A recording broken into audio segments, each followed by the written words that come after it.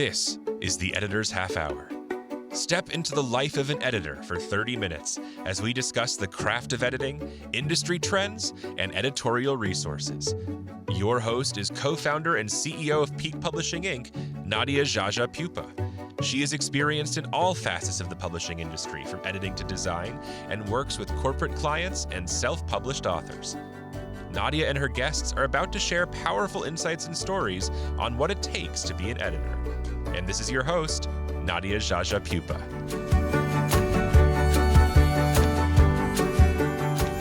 Welcome, listeners.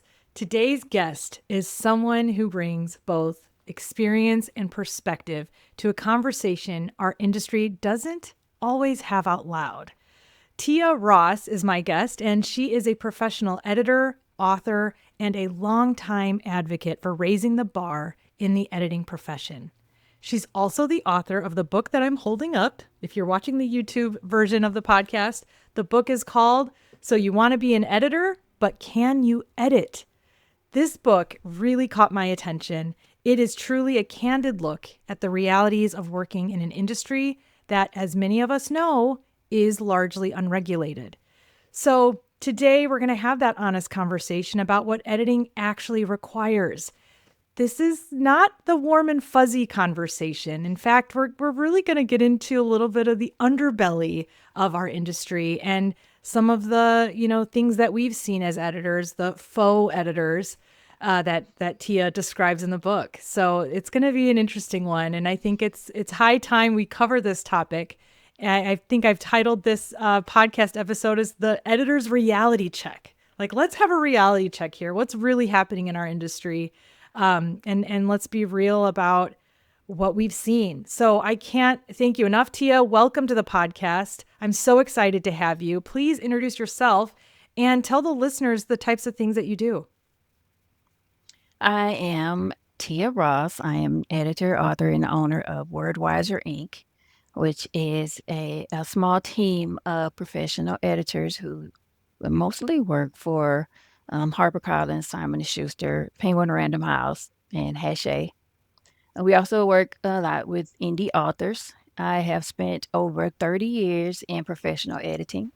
And I wrote this book because the industry has a real problem with people calling themselves editors without the skills to back it up. So today I want to talk about what that actually costs the authors, the clients, and the profession itself. And I'm so grateful to you for having me. Thank you. Oh, I'm so happy. And when we met before this recording, I had such a good time getting to know you, hearing about your experiences. And I'm telling you, when I read your book, and it's a short book, it's one of those, it's kind straight of straight to the point, down to business, which I love and appreciate.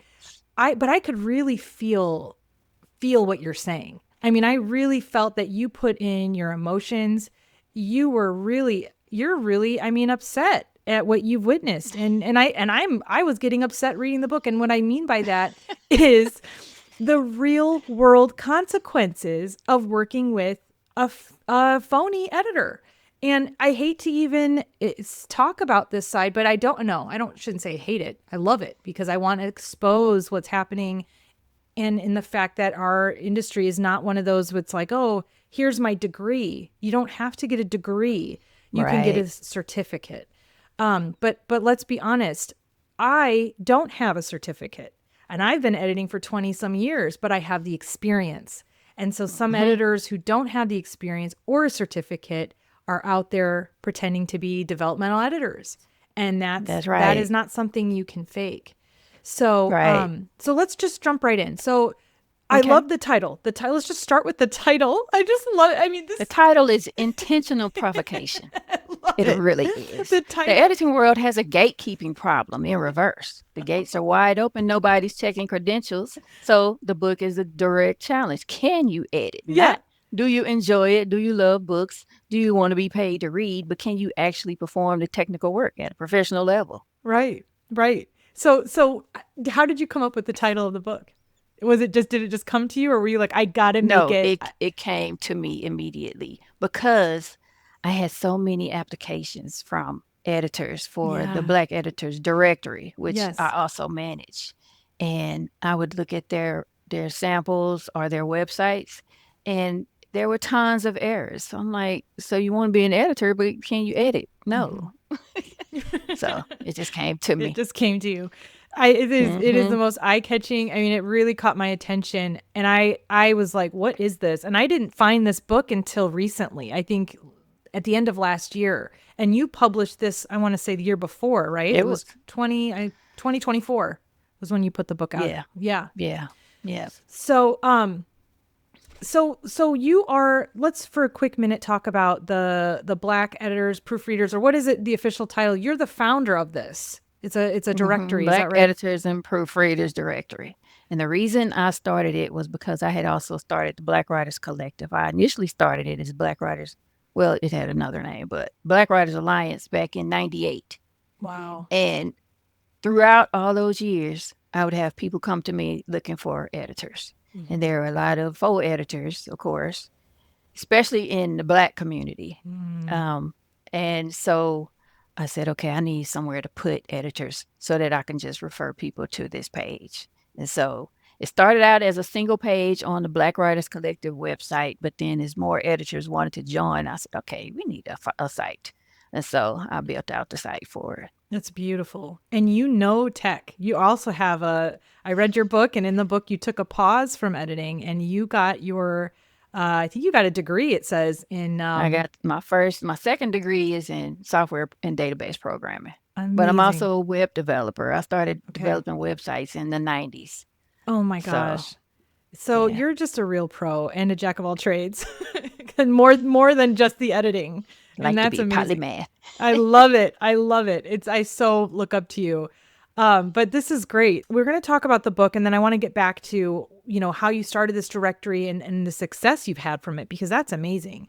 But the book it's one of those things where you really just hit the nail on the head about so many things that editors hear. And I can't even begin to tell you how many times I've met people who are like, oh, so you look for like errors on restaurant menus, or people who come up to me like, I always catch errors in books that I read. And it's like, it's so tough. And I love to hear it. It's not like it bothers me. It's great. They're showing that they appreciate it. They get it, to a certain extent, but it's almost like diminishes a little bit of what we really do and what really goes on behind the scenes. I want you to speak to that a little bit. It is. Because you mentioned It that in the is book, and I'm casual. like, I was just I like, did. oh, I felt it Absolutely. so hard.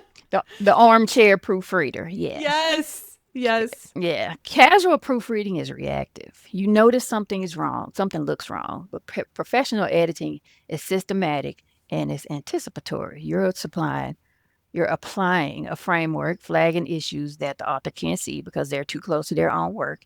And you're making judgment calls about when a rule should be broken or it should be broken for effect, I should say. Now, a reader catches errors. An editor understands why they happened and how to prevent them structurally. So it's a big difference.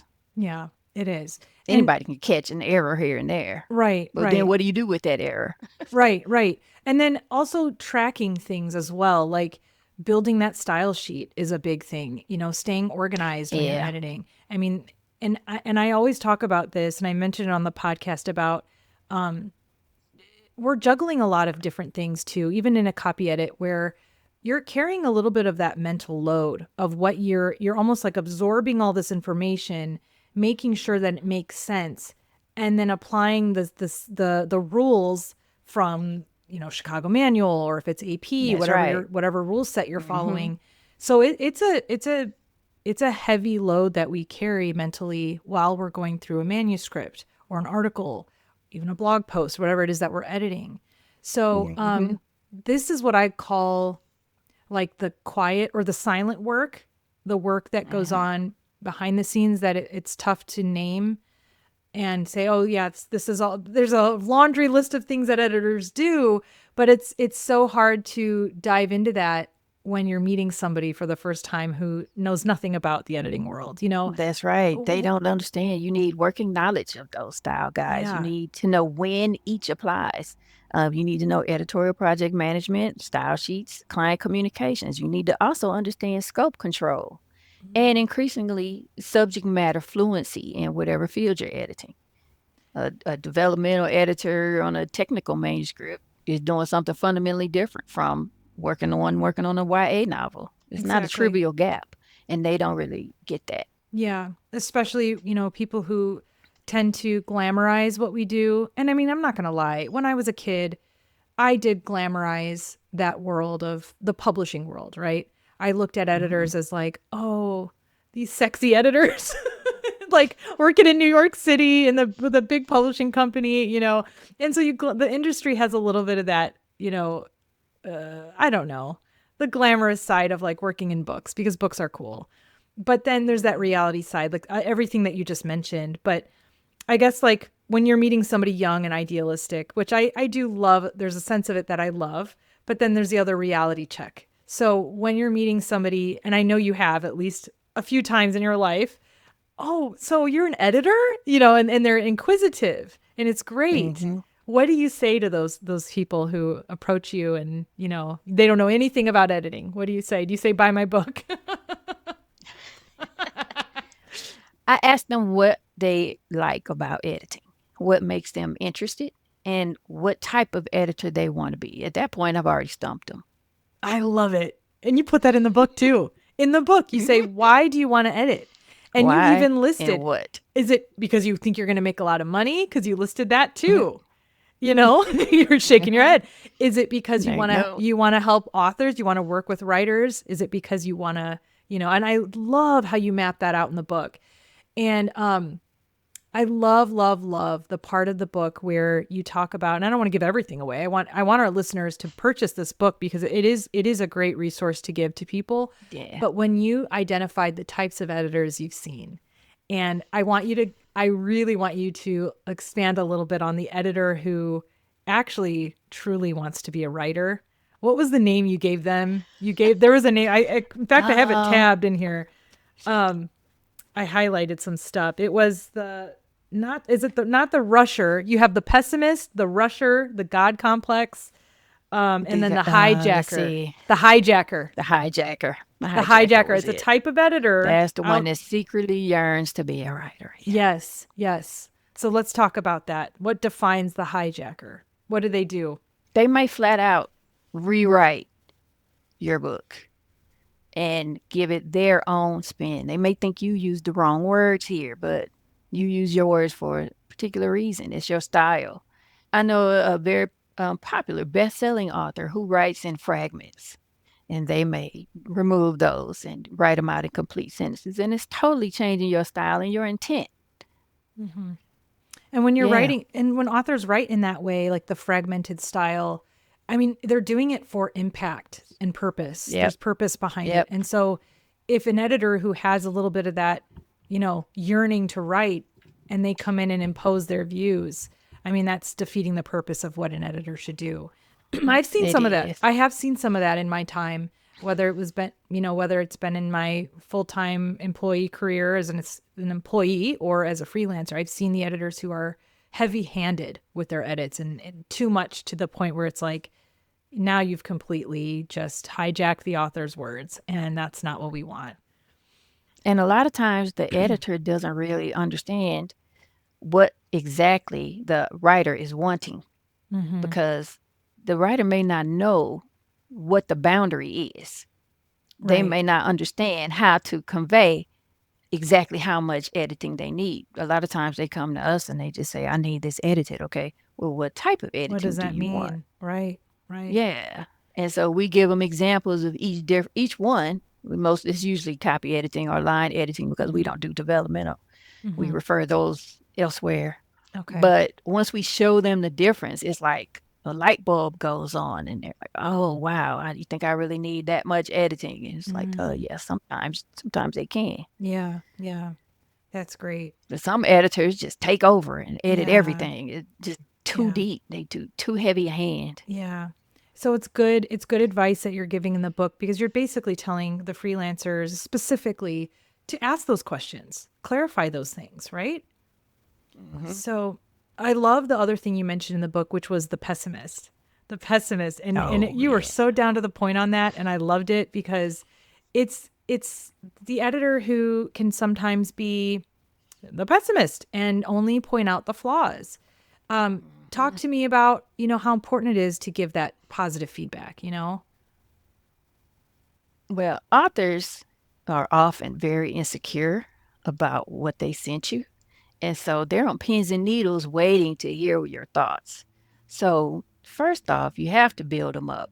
Share what you liked, share what parts made you laugh, what characters you really liked, who you got attached to, things like that. But you can't just say, I didn't like this, I don't like this, I didn't like this, fix this. You can't do people like that. Yeah. You got to Yeah. spare their feelings, be respectful, Yeah. and put yourself in their shoes. If this was your work and they sent it to you and you sent it to them to edit, then how would you want them to treat your work and to treat you as the author? What type of respect would you want to get? Yeah. You got to have that type of compassion as Yeah. an editor. Yeah. You really do. You really do. It's a multifaceted approach with editing because it's as much as we can be in the weeds and technical, and sometimes it does feel robotic. I mean, let's not lie about that. Like as editors, we sometimes feel a little emotionally detached because we're so focused on the technical aspect of it that we can forget that we can forget to have feelings. And so Yeah, some of that stuff like makes you want to pull out your hair. You're like, why do they keep putting comma period? Comma period. It drives me crazy. And so you have to tell them, you Yeah. teach them. And so a lot of what I do is teaching. Mhm. I teach them how to be better writers through my edits. And I'll explain the rules. Sometimes I keep doing the same edit. And I was like, this is why, this is how this is supposed to go. This is the rule. And so this is how I interpret it here. And so as I'm educating them, they become better, stronger writers. And so whatever strengths I saw in their writing, I point those out and say, okay, these are the things that you want to work on. And so they feel good because they don't feel like they did a terrible job. They had some strengths. Yeah, yeah, and that's Yeah. great, and the writers appreciate that. That's a big deal, a Mhm. big deal. It So, is. in the book, you talked about possible certification programs, ways to test your knowledge, and I really, really respected and appreciated that information. I think that's so valuable for a newbie editor, for somebody who's interested in the industry. That was great. So let's talk about other ways that editors can strengthen their skills. I love how you said at the very end, and I plan to quote this on socials about staying thirsty. And you I use the analogy of that guy in the commercials. commercials, Stay thirsty, my the friends. Dusty Keys, yeah, stay thirsty, my friend. Yes. But I loved it. I loved it. I highlighted it. In fact, you know what? Let me just go to that right now. I love that you said, okay, staying thirsty, you described as staying intellectually thirsty and never letting your head get so big or grow so full of yourself that you have no room for more knowledge. That that really hit me hard, and I love that. I love that. And then you continue to say that staying thirsty means staying empty in a way of Huh? realizing that every new concept, technique, or tip you come across is a gateway to thousands of other nuggets for you to collect. That is so beautifully stated. I love that you put that in there. So let's talk about that. Let's talk about other ways that editors stay thirsty. How can we challenge ourselves? What tests can we take?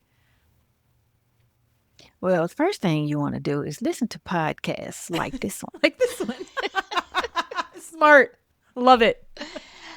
I so enjoyed scrolling through and listening to your podcast. When you Oh, reached out to me, I did not know about it. So you have just really blessed me with a oh, wealth to pass on and share with other editors.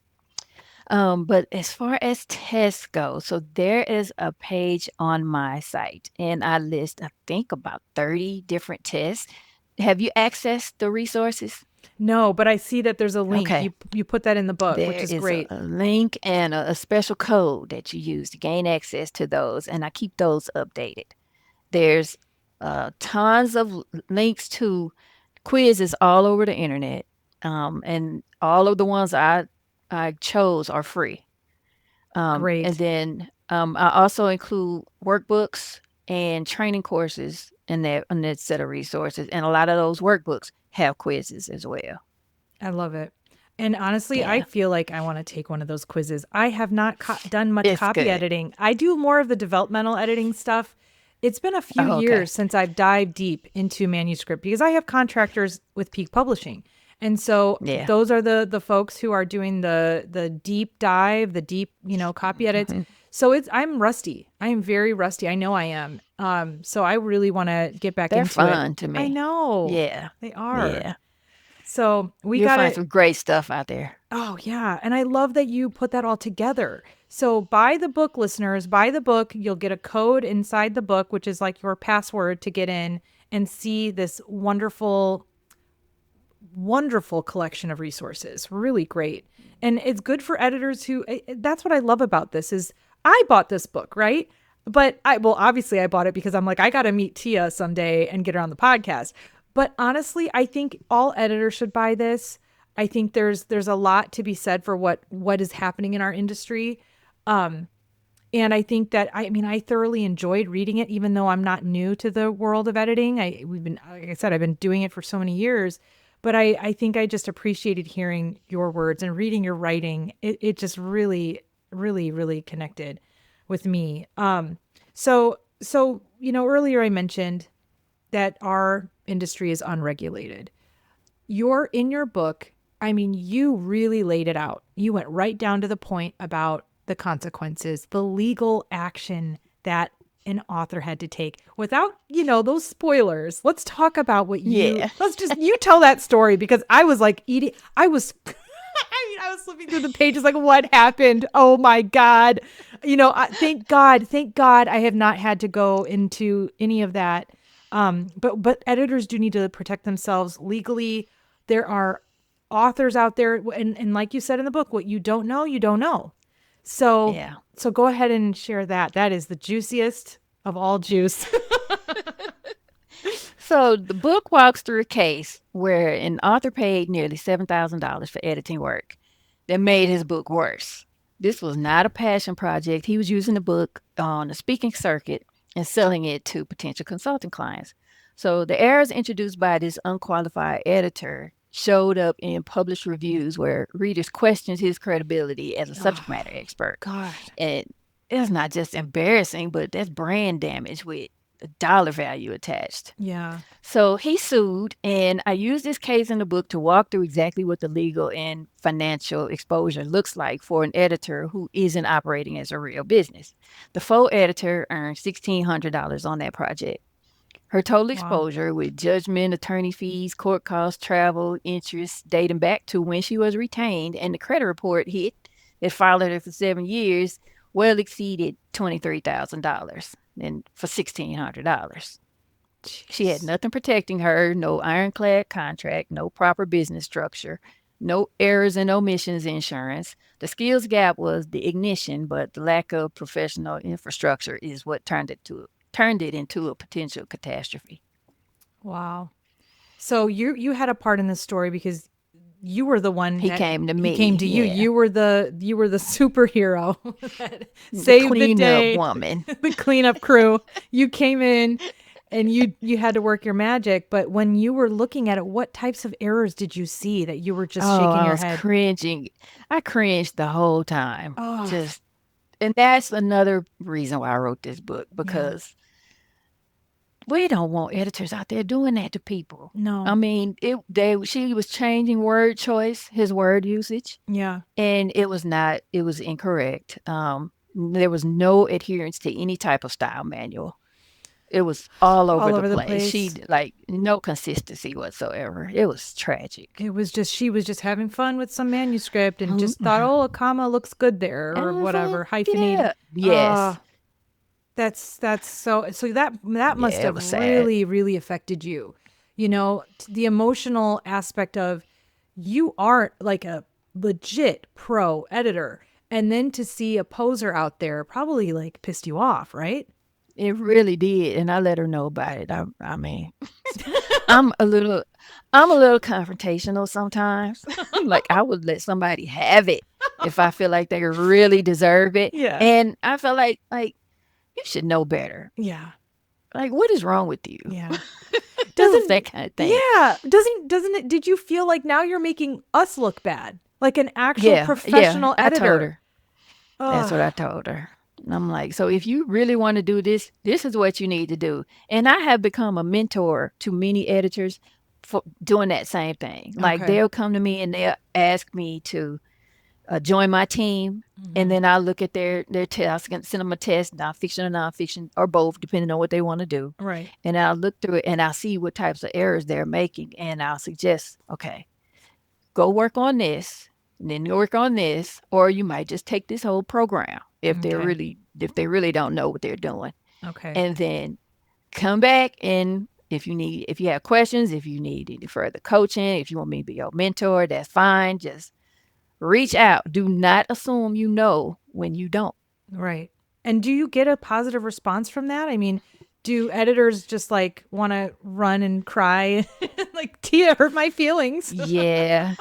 Yeah, I had one who really thought she was good, Oh and her no. feelings were hurt. It was I do my best to say what I have to say Yeah. tactfully Yeah. and respectfully, Yeah. but there are some who they're too shocked, I think, Mm. to find out they really can't edit.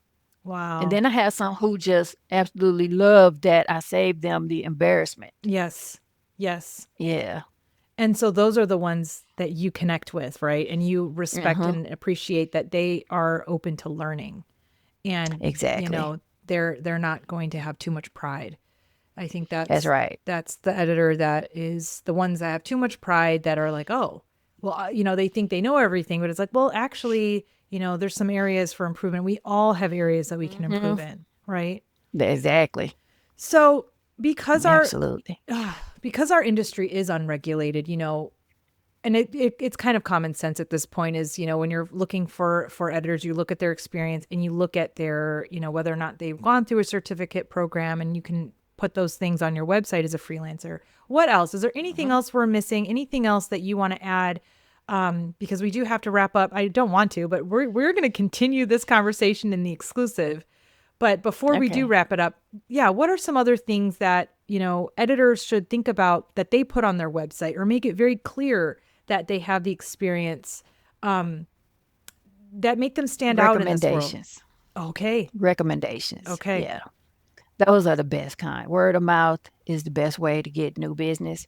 But recommendations where they can actually contact that person, like Wow. somebody may write a recommendation immediately after their book is edited. Mm-hmm. Okay. That's based on their knowledge at that point. Right.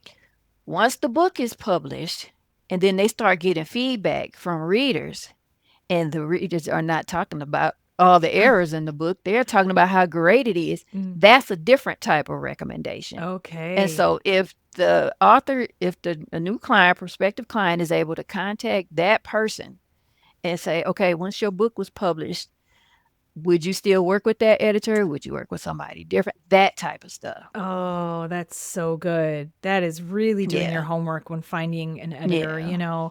That's great. And also it should be encouraging for editors to reach out to past clients. Ask them what their Hmm. experience was like. Ask them, how it went, and then getting a really solid testimonial to put on your website. Hmm. We care about the Right. work we do. And that's how we make a living, is by doing the best we can. And so we do put that pressure on ourselves, but I do think there is something to be said for getting some solid testimonials. And also, the editor has to, I've been teaching this one, they have to ask specific questions in their request for a reference. Because you Okay. can't just say, can you just write me a letter, or write me a recommendation, or write me a Right. reference? You have to tell them what kind of information you're looking for in that reference. Oh, like what would be something that you would say? Oh, I wish I had mine pulled up. I could Oh, read that's through them okay. right quick. Like, did I you? have like 6 different things. Like, how did you find this editor, and what did you ask for it that made you choose? And I'm like paraphrasing. What did Mhm, you ask for? mhm. Like, what did you request? Did you request a sample edit? Did you request references? What made you choose this editor? Would you work with this editor again and why? What was your favorite part of working with this editor? Things like that. Oh, that's great. Really great stuff. Well, we are going to continue this conversation about some tips and tricks on building your professional presence online. And then I want to ask Tia some other questions about, she was on the Writer's Digest as one of the top editors in the country back in 2003. I want to talk about her career journey as an editor, what she's experienced in all different areas, and working with the Big Five publishing companies. Very, very impressive background. So we're going to continue this conversation. But right now, I just want to say thank you, Tia. Thank you for setting aside the time. I know you are a very busy woman, so I very much appreciate this interview. What a great, great episode. I appreciate you as well. Thank you so much for having me on. Thank you for listening to the Editor's Half Hour. This podcast is your go-to resource for editorial trends, opening the discussion for new ideas through the real-life stories of editors. For more information about Nadia Jaja Pupa and her business, visit peakpublishing.com. That's PIQUE publishing.com. And remember to subscribe and follow the Editor's Half Hour wherever you get your podcasts.